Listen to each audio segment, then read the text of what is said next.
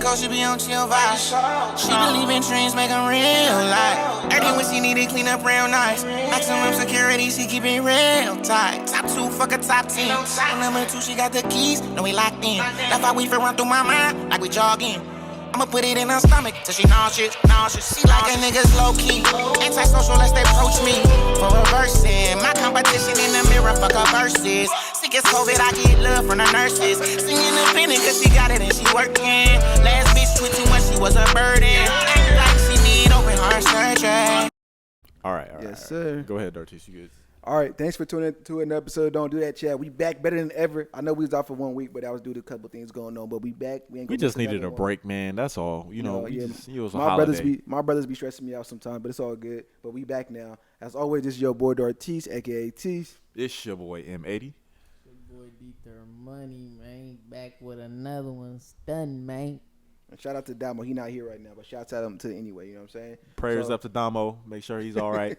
But anyways, this episode this week, again, is brought to you by Integrity Cuts, located in Tracy, California. Go ahead and hit them up for your haircut needs. Fellas, if you need a cut, go ahead. And ladies, if you need a cut, go ahead and hit them up too. Look good for your man or even look good for your woman. We don't judge over here. You feel me? I feel you over there. So today we're gonna talk about Squid Games, but not so much of the storyline. Like we not, it's gonna have some spoilers, but we gonna talk about what Squid Games and the deeper meaning to us that we noticed, and why I think this is definitely like the top show in Netflix history, and like the #1 show right now in the world. So the first concept that really resonated with me was at the end of the movie. This old man, he was talking to the contestant that won.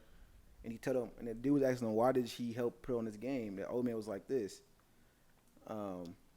He asked him, what does a rich man and a poor man have in common? It was like, what? They're both sad. And he's like, how? He says the poor man is sad because he has no money. The rich man is sad because he can do everything he wants to do, and it's never hard to obtain. Nothing that challenges him. Everything he wants to do is done. So it's kind of sad when people come talk to you, all they do is want stuff from you. Yeah. Or you did everything you want to do for fun. You have no adrenaline, you have no thrill in life, and the poor man just don't have nothing to even keep them suffice. So they're sad as well. So the first concept, I thought that was crazy. And before I touch on it, any of y'all want to touch on that? Do y'all agree with his concept that a poor man? Yeah. What you gotta say about that, Teachers? You know, I disagree with it, bro. I just can't see myself, bro, not happy, bro, being able to get anything I want, bro. I just can't see it, bro. But like I said, bro, I feel like we all come from a background where we didn't get everything we wanted growing up, bro. So facts. We learned as kids, bro, to turn nothing into something, bro. So I feel like, for me, it's not really that I could buy everything I want. It's more the people that I got around me that's gonna make what I'm doing fun. You get what I'm saying? That's why I say my family. You feel me? As long as I got family, I'm chilling, bro, because it's the people that's gonna make. It's not really about what we doing. It's the people that's making what we doing fun. You feel me? Yeah. So first, what I wanted to say about that is, yeah, I definitely agree with you. I say if I had that much money, hey, bro, I'm having fun, bro. We turning the fuck up. You feel me? But if we're thinking about it on a logical standpoint and basically how I think about it, what I wanted to say is that I feel like I agree with the old man and when saying like, you know, he's sad because if you have that much money, you know what I'm saying, that much money to throw on a game and then give away like 46 billion won, I mean, equivalent in US dollars, it's a good amount of million, you know what I'm saying? You'll probably be like 28 million. Yeah, you'd be like superstar level, I would say, like superstar level, but you ain't gonna be Jeff Bezos, that's for sure. No. But even damn, you just really thought about how much money Jeff Bezos got, bro. Like, damn, God, damn. But hey, all I'm saying is the reason why I agree with them is because if you have that much money and probably like, you know, he spent his time doing whatever he wanted, whenever he wanted, and honestly, in my standpoint, I probably have fun. But from his standpoint, I mean, the old man, like he was dying, he was at the end of his life, and at the end of the day, like, what's something that you can do that'll get your blood going and like basically get you excited inside? And my answer to that was adrenaline, and I feel like that's why the old man decided to participate in the games, because there's nothing. It's good if you're like spectating. For example, I'll say football. For example, like it's fun to watch football, but at a certain point, like when I'm watching NFL games, I'll be like, bro, like that shit it gets boring. But when you play, oh, that shit's just riveting. That it's fun, and you just feel alive, and it's just something that brings you alive, and so. That's why I think he brought it into the game. I mean, of course, the old man wasn't in danger because, I mean, you know, he was basically like the leader of the game. But the fact that he was a part of it made him feel alive, I would say. So my answer to this question is pretty much that I believe there is the truth to it, depending on certain situations. For example, the old man in his situation was he died alone, so you can tell he didn't have a family, this and that. Oh. So if you have nobody and just money, you're going to be a sad person. You'll be a sad person because money can't buy you happiness. It's always been said from rich people, if you have money and you just buy yourself, you're not going to be happy because the part of having money, if you have a lot of money, it makes it funny when you have a group of people to have money with. Fact. That's why you see rich people always have a big group of people because they want people they can have somewhat fun with, somebody they can brag with. Yep. So if you don't have a group of friends to have fun with when you have a lot of money, you need something to keep you going. So I think Jeff Bezos was happy because I think he has a family. Also, his company to him, I think he teaches like a competition. How much rich can I get? How can I keep expanding? So he gives himself a task to do. And so with that being said, I think a poor lonely man is just as sad as a rich lonely man is just as sad as a poor man with a family or a poor man that's also lonely because they have nobody and you have nothing. You have everything you want, but nobody to celebrate it with. And even don't get me wrong, I never made as much money as these people. I don't make that much money. But when I do consider myself wealthy where I have money. Like I said, I do have money. I do have now with investment money making me money. So it's like once I made a certain amount of money, I realized that money didn't make me happy no more. It was more so like either what can I accomplish with this money that got me happy, or what can I do with a family and that to kind of show like as a respecting like I've done this. In the same token, you still not to the point where money isn't. You still got limits. You get what I'm saying? Don't get me, but I'm saying this. Even I got to the point where I realized money wasn't everything. At first I was like money. But now I'm like, okay, money is important. I want money. I want to make more money. Stuff like that. I want to be as successful as possible. But I realized what made me happy about making more money was not so much I make more money. It was that the accolades I had to achieve to make that money was more riveting to me. Like, oh, I had to get that promotion. I'm at a higher position. I'm doing this. Right. That was to me was more something I like to brag about. Like, oh, I'll just make more money. In my opinion, it was more about. I care way more about success and accomplishments more so just the dollar sign behind it. Yeah. Okay. But they are mutual with each other. I kind of have a question about the deeper meaning as far as in what the games meant, and as far as like, do you think playing child games was symbolic towards something in adulthood, or do you think it was just sick and twisted that they chose those kind of games for them to play, and ultimately, like, if they lost, they lose their life in? No, I think the concept of the games and why they chose child's game and stuff like that was more so for the fact that you need a game that is children game are easy to pick up. So for the people that even the novices that haven't played the game, you can still do relatively well just off of with bare minimum experience. You don't need to know. Don't get me wrong. It's players that the game, you can do better, of course, but it's games you can pretty much pick up. Like I'll just use it because everybody's seen the first part, the red light, green light. That's what made the show go viral.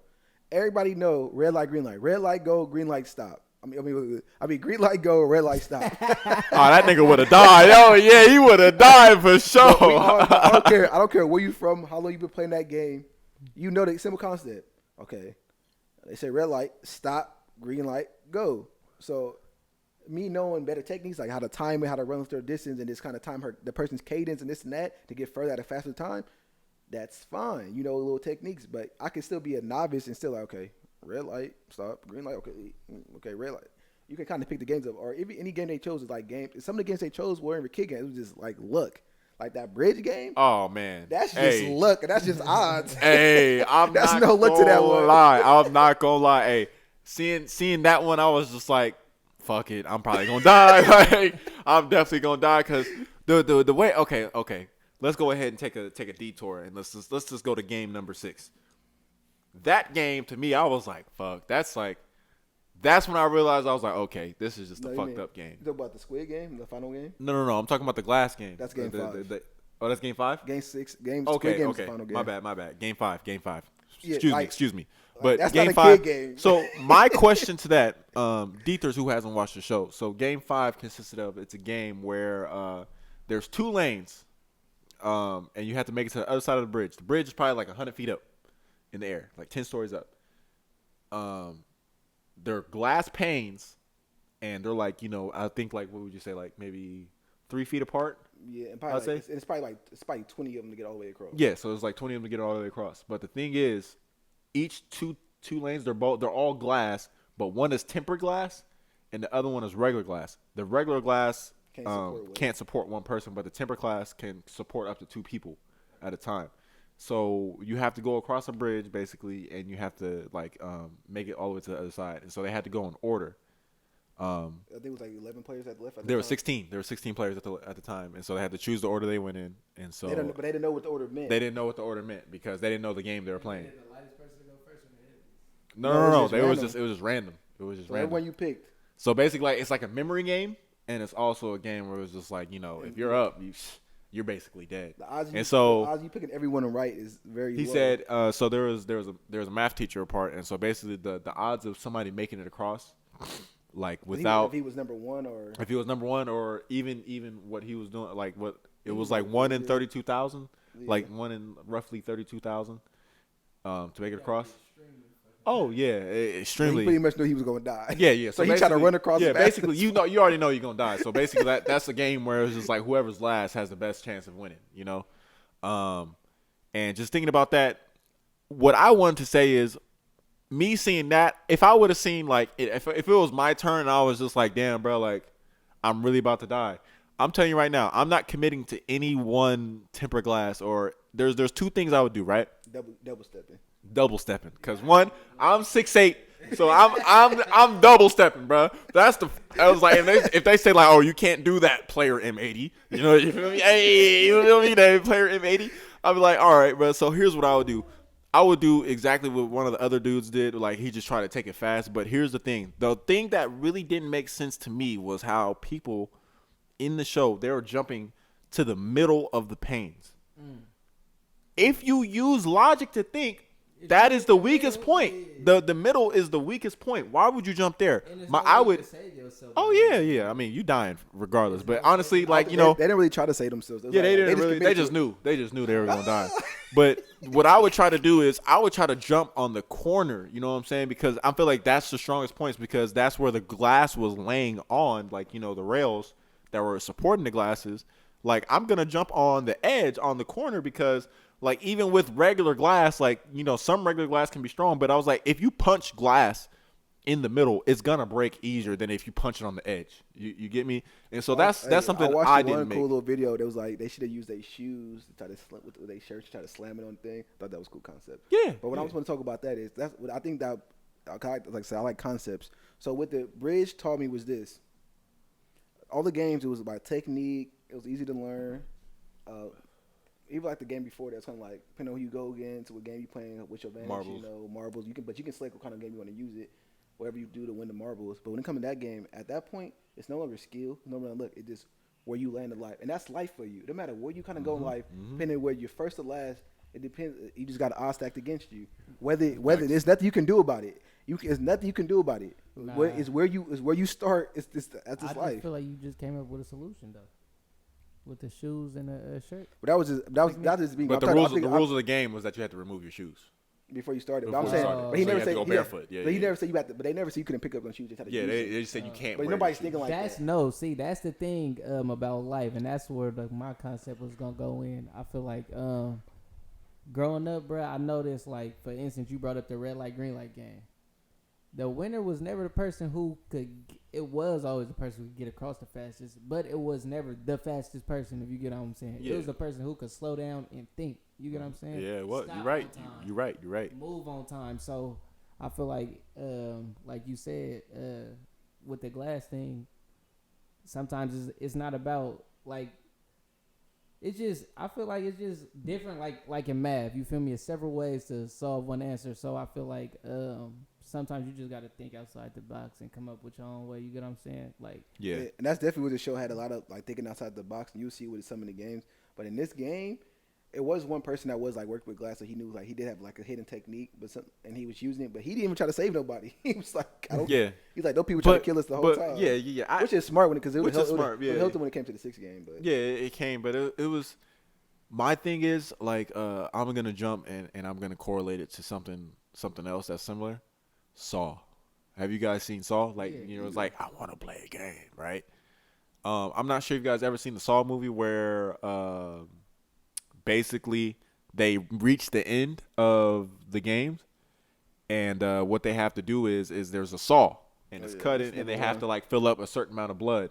And then they get there and they realize like there's enough saws for everybody to do it. And then the dude, and then they have flashbacks like everybody could have won the games if they would have just worked together. He never said they couldn't work together. He never said anything like that. He just made them think it was a competition. Like something that was really a telltale sign was the first 2 games. So basically they all had collars on. And so the collars would pull them back like if they didn't reach in time.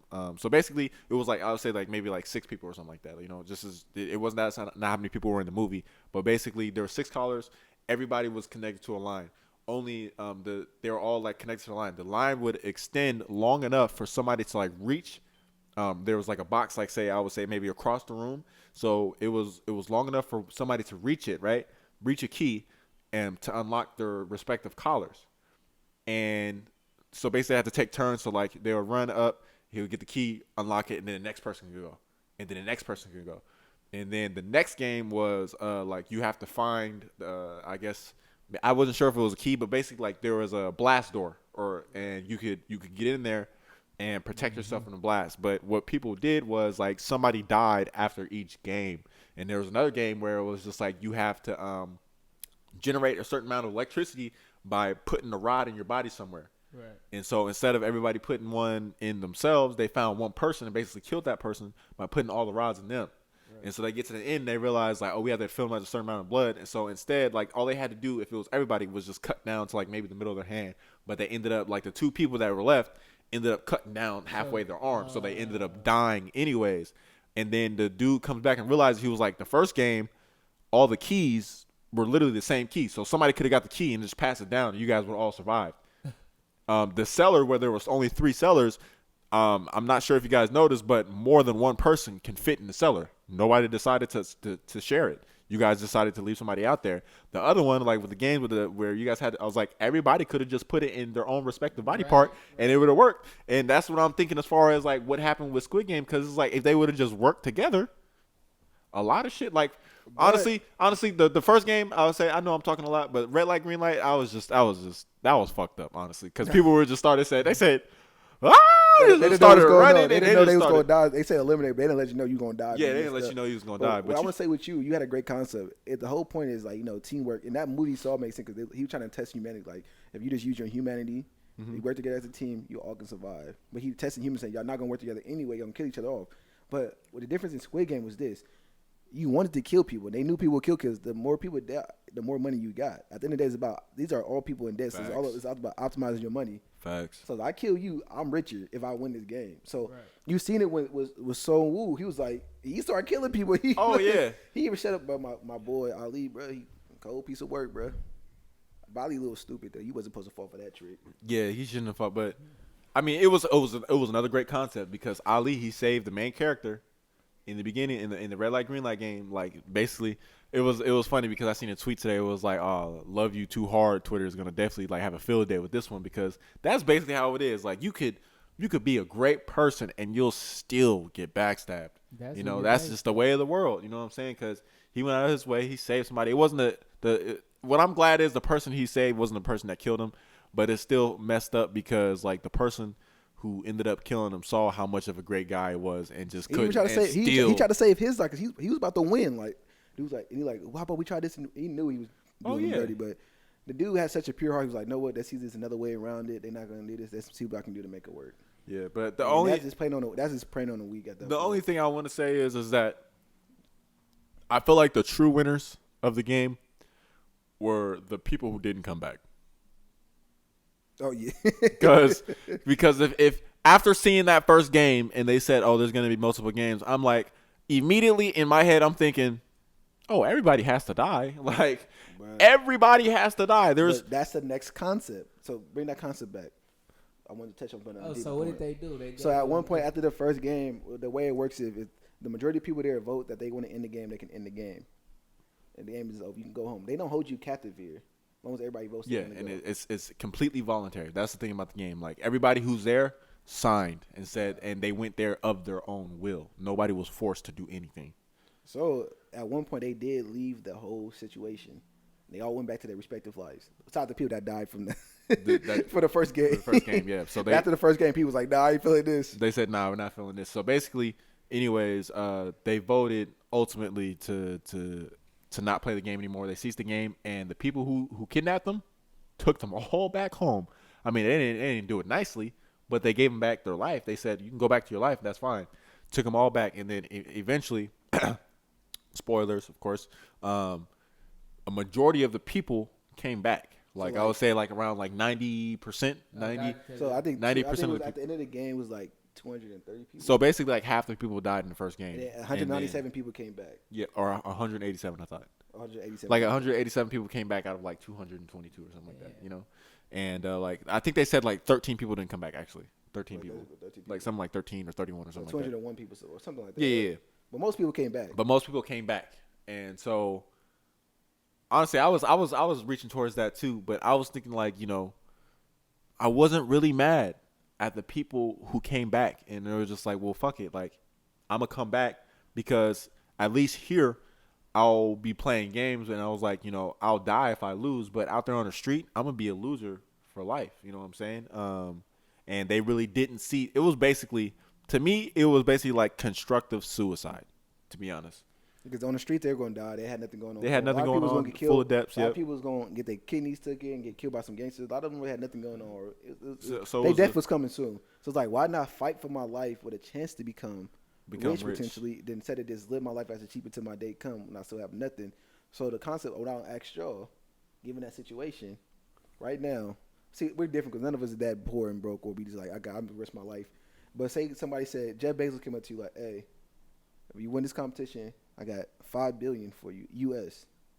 So here's the thing. I'll say, you gotta get through 6 games. You gotta get through 6 games. You gotta risk your life, but you'll get $5 billion if you win. I'll say this. After seeing Squid Games, I would be like, it really depends on the situation, because here's what I'm saying. That's a game I would be like, you know what? I was gonna kill myself regardless, so fuck it. Might as well go ahead and do it this way. But I mean, it really just depends, because, like, for example, those people who didn't come back, they truthfully, like, it's never over until it's truly over. You know what I'm saying? So I feel like they felt like there was like, you know, my situation is bad, but you know, like, it's not that bad where I need to go ahead and sacrifice my life for this moment in life that I'm like down bad. You know what I'm saying? Right. Now, if I was in the other situation where it was like, oh, if I go back and my kidneys or my eyes or something, it's like if that some shit happened like that happened to me, it's like, fuck it, you know. Well, it's like I might as well go ahead and risk it anyways, because you know it's a lose situation right now. At least this time, like, it's not gonna just be 100% lose. This time it'll be like 100 and how many people we got? 187. I got a 0.5 chance, 0.5% chance, and it'll grow bigger the more games I make it through. You know, but. I'd say it really just depends on the situation. I mean, if I had a yes or no. I need a yes, like you do me all the time. Yes or no? No. Okay, what about you, Dethers? Hell fucking no. Hell no. For $5 billion? Hey, what about you? What about you? Let me finish this answer. I'll answer. Bro, because I just had to sit there and think about it. I'm like, man, $5 billion, man, that sounds good as hell, bro. Like, you can't even spend $5 billion in your lifetime. That's go down to your kids. Bro. It's like, hell yeah. But then me knowing me, or for one, I'm going to just say it like this. I ain't got the best of luck. So I'm like, I ain't depending on no game to save my life, bro. But on top of that, it's like, damn, smoking too much weed, man. Damn. Yeah, you for sure lose off tops. But on top of that, to me, it's like, bruh. They're gonna have you play. What's the show? When you gotta everything's face down. You gotta guess the card, the matching cards. That's a kid's game. Oh yeah, match 'em. That's what it's called. We probably in America it'd be like shoot the ladders. Probably match them. Probably goldfish. Right, yeah, goldfish. Y'all know. Nah, I gotta be legit. I feel like Foursquare or something like that, or tetherball. You feel me? Not tetherball, because it could be like a little height gap. I mean, but sometimes you seen RDC when they had like the basketball game. Yeah. Oh man, yeah, put me in that one. Pick a team 11. We playing football. Oh yeah, me and my Johnny Dave. Oh yeah, we kill something. Y'all gonna die. Oh yeah. Okay, this is what I was gonna say. My bad. But finish. I was gonna say I don't like the concept of like me picturing death, other than like a natural way of dying, like as far as old age. You feel me? I don't like the concept of dying, like say drowning to death or burning. A painful death. Not painful. It's not about or that. Slow it's death. more. They all die kind of quick. I don't want to be in a situation where it's hella hard for me to get out. You get what I'm saying? Like, okay, for instance, gunfire. It's a lot of people. We in communities where gunfire is possible to die by gunfire. You know what I'm saying? I'm more like, all right, I might be able to wiggle. So you feel me? But like, if I'm in the middle of this ocean, nigga, I'm swimming. I'm like, nigga, it's inevitable. I don't want to be in those situations. It's over. Like that, you know my well, this conversation is inevitable. If you win, you always got a way out. Yeah, but it's like, okay, you just got to drop 3 miles in this ocean. You got a way out if you make it 3 miles. Hell no, I ain't going for that. Nigga, I ain't worked out 6 months. For $5 billion? I say you swim 1 mile in the ocean for $5 billion. And I ain't worked out in 6 months, or I ain't worked out in 2 years. Fuck no, I'm not doing it. Nigga, that's suicide. Hey, I mean, I guess it is, but I feel like that's mind over matter right there. Okay, this is not swim. This is like, okay, a mile. David, You can do this that. This is like you got to run. This is you got to make a. I know how to swim, and But I do know. you swim? Do I swim? No, not like that. But I'll tell you, I almost died from drowning. I almost died from drowning before. But I will say this, like a mile, that's something where I can be like, oh, like, I think I could mentally convince myself, like, just stay afloat. You know what I'm saying? Stay afloat. You can do that. But once we get to distance, like, oh, you gotta swim 10 miles, 30 miles. Like, okay, yeah, I'm dying, bro. That's just. But these games, but none of these games were ridiculous enough where it's like, it makes sense. It's like okay, it's like the glass game was the one that was the only one fucked up game. Now the mask was the glass one's like running like swimming a mile. Like the odds are really stacked to get you. Right. Yeah, that.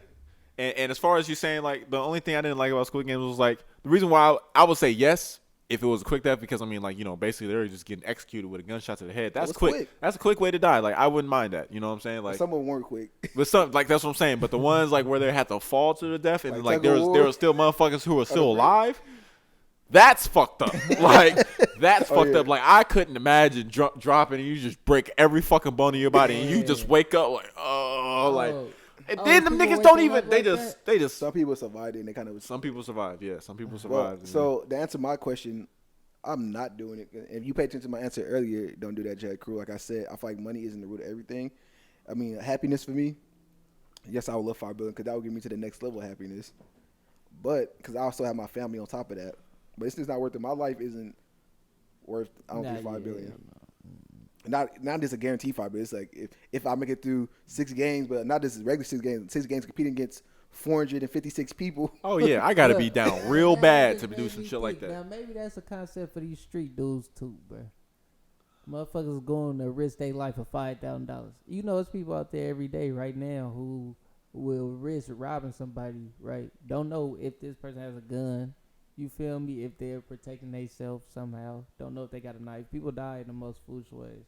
Hey, my bad. My bad. Yeah, my bad. On a side note, ladies, please get yourself a gun. Please. I know you guys heard about the maintenance man who kidnapped that young girl in Florida. And on a real note, please protect yourselves out here because the law is not going to do it. They are not in favor of females. They are not in favor of people of color. They are not in favor of us protecting ourselves. So just take it into your own hands and at least have a fighting chance. Please protect yourself. But my bad, David. You just go ahead. Be careful. Know your laws, too. Because I don't want you to do some California, you protect yourself. You might go to jail for your life. That's fine. Hey, I'd rather be alive than dead, if that's what I'm saying. Listen, when you in jail, bruh, it's you cool, you alive, but you dead. You get what I'm saying? You a living zombie. Because you away from society, bro. My bad. I just want to put it in perspective. Like, so I'm just saying, like, you know, just in case. Like, for example, those mass shootings. Like for example, in Walmart. But it's like, you know, I feel extremely bad for those people who lost their lives in that because, you know, in America, there's a push for gun abolishment. They want people to turn in their guns, and it's a lot of good people who are just like, you know what, I don't need this gun, and they go ahead and turn it in, and then all of a sudden you're in a situation where a person has a gun, and all you can do is pray to God. Man. You know what I'm saying? And that just really does something inside my chest. And like for example, that young Mia, the lady who was killed by that weird ass fucking maintenance man, bro. And I put it on the property too, because he, like, for one, he had a criminal background. Right. Two, he had a master key. The criminal background. You putting the people in the box. I'm just saying. No. I'm saying he had a criminal background. One and two, he had a master key to everybody. Okay. And she already expressed that the maintenance man was trying to like, you know, holler at him. So now that's the bigger situation. It's not just because they had a criminal background. No, I'm just saying. But even at the same time, we do these things for a reason. I don't think anybody should be having a master key. But even if somebody has a criminal background of violence, why are you giving them a master key? You can have a criminal background of robbing somebody. That means you're That's fine, Dartis. Look, I understand that, but I'm not going to defend the fact that I was like, whether you have a criminal record or you don't have a criminal record, I would definitely rather give it to somebody who didn't have a criminal record, a master key to all of my tenants' apartments. I mean, this isn't something that's debatable, in my opinion. You feel me? Depends on the criminal charge. I think it's very debatable. You can get a criminal charge for selling a certain amount of weed to somebody. Don't mean you over here killing people for weed. Okay, Dartis, look, I get your point. I get your point, but somebody lost their life because of something that could have been so simple. But you also make other people lose their life by not giving them opportunities because they are criminals. Depending on what they did, they served the time. They shouldn't be defined. They shouldn't be punished after that, post crime. I'm saying, depending on what he got his time for. Now he was a sex offender. He was this and that. Okay, then you should have paid attention to that. But he's just domestic violence, something like that. Pay attention to that. But anybody, even people without criminal records, all the time, they take little girls and be like, oh, he had a criminal. No, it's no way of knowing which person's going to do it. It just so be a coincidence that he has a criminal record. But get back into your point. I just got to make that point. Yeah. I mean, I definitely understand your point, but I'm just saying in this case, like, you know, it really does suck the fact that this young lady had to lose her life for something that could have been prevented, you know, just because. And how was it going to prevent that? How could it prevent it? I don't think anybody except for like owners, like, you know, the people who absolutely need master keys should have master keys. I really don't. What was his position? Exactly? So basically, he's a maintenance guy. They supposed to have master. He's a maintenance guy. They need to get around the building to do maintenance. I really don't think maintenance men should have master keys to places where people are actively living in. You know. In property management, maintenance people have most of the time they have master keys or ways to get in the apartment. We say when you sign the lease. Vice versa, because like, what if they got to get here because it's a fire? You know what I'm saying? They can't get in because it really works both ways. That's why you're supposed to hire people that you trust. But that's what I'm saying. That's still like I would, living in an apartment. that is the consequence. But I'm just saying at that point, like, there should be, you know, force used. But I thought Nia got killed. She was kidnapped by that man. She was kidnapped by him because he made his way into her apartment. Who exactly are we talking about? My bad. It's a lot of people. This happened in Florida, in Orange County in Florida. So, yeah, I'm thinking you're talking about the Nia Wilson who died on. Oh no, not that Nia. This is recent. This happened. This because there was a mass search. You know, rest in peace, Mia. I really that's a story that really resonated with me, and that's why I said I want women to protect themselves because you never know. Like Florida, they got the license to hold guns. So yeah, but the reason why I'm mad about this is because like you know, she couldn't even be safe in her own place. Right. That's what really sucks. Like, she's in her own home, and she couldn't even be safe in her own home. Like, she couldn't even, you know, be in there alone. Somebody could easily just get in there. And it's like somebody she's supposed to trust. Not to cut you off. I just want you to add on. Can you, like, elaborate on the situation of what happened to her? So basically, the news article I read up on it was that Mia, she was a 19-year-old girl. She was, I guess she had her own place, her own apartment, and she had issues with the maintenance man because she turned down the maintenance man, the person who ended up ending her life. I guess he made multiple romantic advances on her, and she declined him. Right. And so one day, I guess Mia was reported seeing the last time, like a couple minutes before, like, the maintenance man ultimately came in there and kidnapped her because he had the master key and forced his way into her apartment.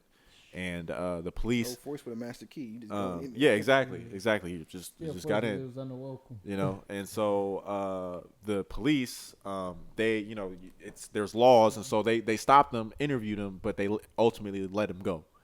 And so when they wanted to come back and question him again, turns out that he was found a couple of days later, and he committed suicide, and he was found in like a garage of another complex or another place that wasn't the place where the kidnapping took place. Right. So why was he released? What did he get out on? Bail? Because they didn't have reasonable suspicion. Look, was he white? I'm not sure. This why I don't like the police, bro. Because black men, they take your ass to jail for niggas stepping on the motherfucking shoestring. They ask bro. questions later on. You get what I'm saying? I swear to God, you guilty until proven innocent. Bro. It's not innocent until proven is. You're guilty until you can say you weren't there at that time. You get what I'm saying? The thing about apartments, bro, the reason he's a felon for one, but like Darty said, bro, when it comes to shit like that, you don't know who the hell gonna do that, bro. Oh, yeah, you don't. You get what I'm saying? Like, some people first cases is for shit like that. They wasn't that person before they caught that case. You get what I'm saying? So, like, I feel like where apartments and shit like that, I feel like they can trust their workers just because, for one, we got you on camera, bro. We just watched you go in here. You feel me? So, that's why I'm like, that's where it's not connecting to me on, like, you know, I kind of want to back. The police not on this, like. Yeah, I feel it, bro. You get what I'm saying? Like, I mean, I feel it. I wish that man could suffer. I mean, he took the easy way out. But I kind of want to backtrack on my statement as far as what Darty said, as far as like, you know, you really don't know who.